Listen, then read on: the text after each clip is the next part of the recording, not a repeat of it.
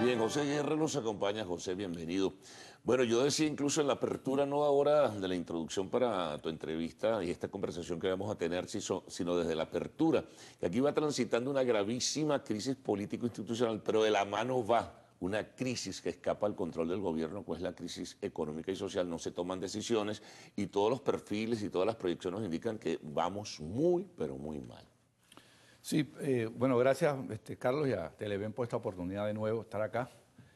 La crisis económica está enmascarada con la crisis política. Está subyacente como un río que viene por debajo subterráneamente erosionando el país. Y el gobierno está paralizado en materia económica. Y hay un dato que el país ha pasado por debajo de la mesa, desapercibido, que es la fuerte caída de los precios petroleros. Los precios petroleros tienen 5 semanas cayendo de manera continua y hay un hecho que aparece como contradictorio y es que Venezuela, como parte del acuerdo con la OPEP, en enero recortó la producción petrolera para levantar los precios. Entonces los precios ahorita están menores o inferiores a los precios que había antes del recorte. Entonces el recorte no sirvió para nada, sirvió por una sola cosa, para favorecer a los productores marginales de los Estados Unidos que están produciendo mucho petróleo, independientemente del precio. Y entonces Venezuela ahora tiene esta paradoja que aparentemente es inexplicable, que con un precio este año, en lo que va de este año, de $44, superior en $8 al precio del año pasado, tengamos menos ingresos petroleros. Bueno, la explicación ¿cuál es? Bueno, que ha caído de manera abrupta la producción petrolera, PDVSA está prácticamente en bancarrota, no está produciendo el petróleo que se requiere para el país porque no hay inversión. Y entonces tenemos menos ingresos, menos importaciones, menos abastecimiento, menos alimentos, menos medicina. Fíjese, Carlos y la gente que me está oyendo, ayer hablando con una persona de los sectores populares y la lista de precios producto de la escasez. Terrible, ¿eh? Un kilo de harina de maíz, marca Harina Pan, 10.000 bolívares. 10.000 bolívares. Un kilo de arroz de cualquier tipo, 8.000 bolívares. Una lata de leche de 1 kilo, 20.000 bolívares. Es decir, están vendiendo en los sectores populares el café y el azúcar prácticamente en bolsitas de 100 gramos. O sea, ¿hasta dónde va a llegar el país con esta situación? Lanza un nuevo DICOM. Pero, perdón una cosa para detenernos un momentito, que vamos a eso del DICOM. La proyección que publica incluso en el día de hoy el Fondo Monetario Internacional, no en el día de hoy, ya se conocía, pero la reitera, es una inflación del 1.374% y algunos economistas, colegas tuyos, hablan de una inflación del 1.000% para finales de este año. Es un espanto, es un horror. Sí, de hecho uno de los problemas que tenemos en el país es que el Banco Central decidió no publicar las cifras. No hay cifras en el país. Entonces la Asamblea Nacional, haciendo un esfuerzo muy importante, está publicando una cifra que es la de inflación, que el acumulado entre el mes de enero y el mes de mayo es 178%, con la proyección ya a finales de año de 800 o 900%. Este mes que está terminando va a ser muy duro porque hubo mucho ajuste, la moneda se devaluó. Sí, claro, por el DICOM a lo que por tú el ibas. DICOM. Es decir, aquí no hay política económica, aquí lo que hay es un gobierno que está tratando de sobrevivir, de surfear la crisis. Entonces, lo único que lanza es el salvavidas del DICOM. Bueno, lo lanzaron con $1 a 2.000, ya va por 2.600, y un dólar negro que está más de 8.000 bolívares. Entonces, hay un encarecimiento de los costos y la variable que está pagando todos los efectos de esta crisis es el salario del trabajador. El trabajador está depauperado, pero, Carlos, perdón, no puede comer. O sea, hay una crisis alimentaria muy, muy profunda.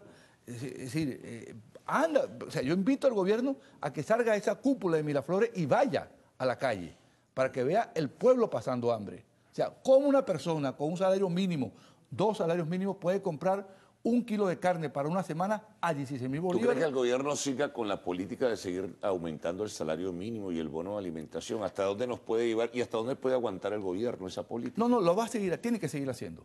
Entonces, porque estás en un círculo vicioso. Aumento el salario, detrás del salario viene la inflación, el Banco Central generando inflación, y luego viene otra vez una tanda de aumento de precios. Este es el típico ejemplo de la inflación latinoamericana, el círculo vicioso de la inflación. Pero no conocen la historia, no conocen lo que ocurrió en el pasado en Perú, en Argentina, en Brasil, en Bolivia, no la conocen.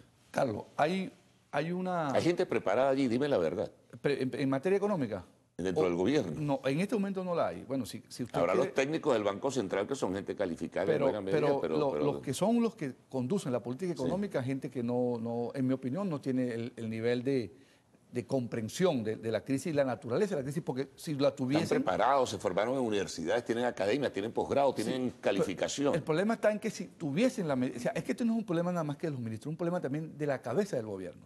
Si el presidente Maduro no está consciente de que tiene que adoptar un conjunto de medidas y que tiene que reenfocar en materia económica y tiene que dejar al lado este tema del socialismo del siglo XXI e irse a una economía más productiva, con énfasis en el sector privado, en la concordia entre trabajadores y empresarios, aquí no hay solución a esto, ponga a quien ponga. Porque si la cabeza no está funcionando bien, el cuerpo no va a funcionar bien. Entonces, este es el gran dilema que tenemos nosotros. Y ahí viene otro asunto, Carlos, porque, insisto, en la superficie, en lo aparente, vemos una crisis política, pero por debajo está una crisis económica erosionando el país, tragándose el país. Fíjate, con la caída de los precios del petróleo, José, ¿tendrá posibilidad el gobierno de pagar sus compromisos de deuda internacional? ¿Qué tiene? ¿Deuda externa? Bueno, ese es un tema capital para el segundo semestre. Si siguen los precios así, no va a poder, se va a declarar en default, va a decir, mire, yo no puedo pagar. Bueno, ese es un tema que ha venido recurrentemente planteándose. Yo te puedo decir lo siguiente, Carlos.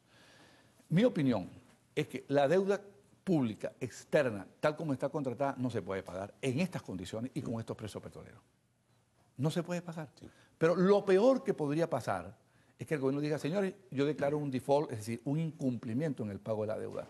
Entonces, estas dos salidas no son las adecuadas. Porque tú estás pagando, ¿cómo estás tú pagando la deuda ahorita? Dándole la plata a los acreedores a unas tasas de interés muy altas y estás sacrificando las importaciones de alimentos, de repuestos, de materias primas, de bienes de capital. Aquí no se importa un vehículo, aquí no se importa un repuesto importante. O sea, no hay dólares para eso. Tú estás actuando por coyuntura, simplemente. Sí, como tengo unos bonos por aquí, tengo un activo tangible por aquí. Ese es otro tema, Sí. Entonces, tú no puedes seguir pagando la deuda, sacrificando al pueblo en el hambre. Entonces, ¿cuál es la política adecuada para esto? Que nosotros estuvimos discutiéndola en la Asamblea Nacional y había un planteamiento que se iba a hacer, pero nos atrapó esta coyuntura. Tienes que ir a un proceso de refinanciamiento de la deuda. Claro. ¿Qué significa refinanciamiento? Llamar a los acreedores y decirles, señores, en estas condiciones no podemos pagar. Vamos a hacer un plan económico, queremos un periodo de gracia que nos dé un alivio, vamos a hacer una rebaja de las tasas de interés y yo te voy a pagar, te quiero pagar. Pero esos acreedores tienen confianza en el gobierno de Venezuela. Ese es otro problema allí, porque en el pasado se refinanció la deuda con las condiciones que fuese, pero se logró refinanciar y se logró reducir de manera significativa. Se logró hacer eso. El único refinanciamiento que hubo fue el año pasado, que fue un refinanciamiento perjudicial para Venezuela, porque lograron refinanciarla pagando una tasa de interés muy alta y poniendo como garantía casi la mitad de las acciones de Citgo, que es la compañía petrolera de Venezuela en los Estados Unidos. De manera que Citgo ya no es venezolana prácticamente. Es de los rusos. De los rusos prácticamente, de Rosneft. Entonces, los activos del país desaparecieron. Teníamos una deuda con República Dominicana de 3.000 millones de dólares, la rematamos por 1.500. Jamaica nos debía 2.600 millones, se la vendimos por 1.200 millones. Vendimos una refinería aquí en las Islas del Caribe. Citgo está hipotecada. El oro está también dado en garantía con unos swaps. Es decir, los activos nacionales han venido siendo destruidos. Bueno, y lo último que pasó, pues, Goldman Sachs y otras operaciones con Fintech, donde un bono prácticamente lo están rematando y lo están regalando. Pero quieren seguir rematando otros activos, se los he denunciado incluso en la Asamblea Nacional la semana pasada. Sí, han creado otros papeles. Han creado unas condiciones para prácticamente liquidar los activos nacionales. Y en esto entra el tema de la constituyente, porque la constituyente lo que le va a dar más poder al presidente para poder hacer un esquema de financiamiento y un esquema económico absolutamente inviable. Y aquí yo quiero, Carlos, hacer una reflexión y un llamado al presidente Maduro y al gobierno. Presidente Maduro, retire la propuesta de constituyente.